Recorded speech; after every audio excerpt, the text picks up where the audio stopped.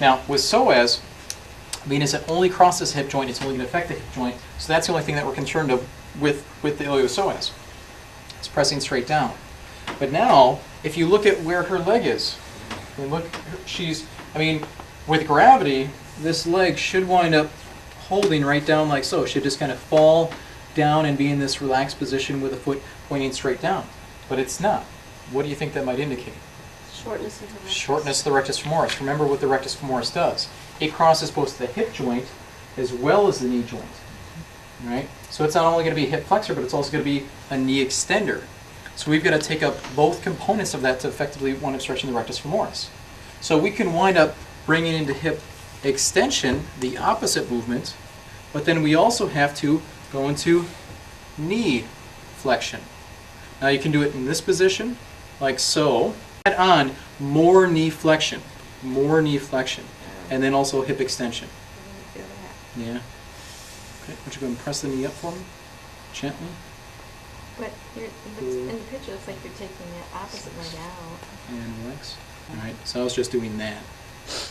And if it goes slightly into abduction, it's not a real problem? Well, if it's slightly abducted, it doesn't really matter, because the biggest thing is as long as it's this superior, as long as it's this much in flexion, the whole goal of it is stabilizing the pelvis. Right. If it's still in this amount of flexion and goes into abduction, that's not going to change the position of the pelvis. So that really doesn't matter.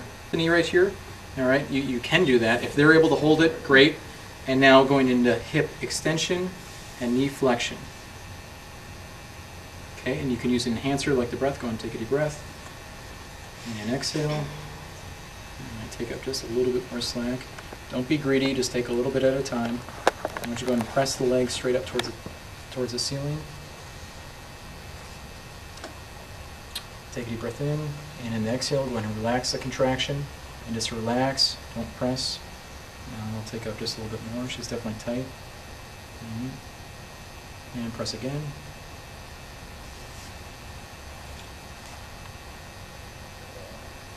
Take a deep breath in, and the exhalation, relax, and just relax. Take a little bit more. Okay, and just relax. And now slow exit. Okay, we're going slow, bringing it up here. And now I'm just going to kind of shake her around before I want to do something else. Does that make sense? Now for this next trait, I'm going to want you actually only to kind of pick one option to be able to do this with, but I'll show you the different variations.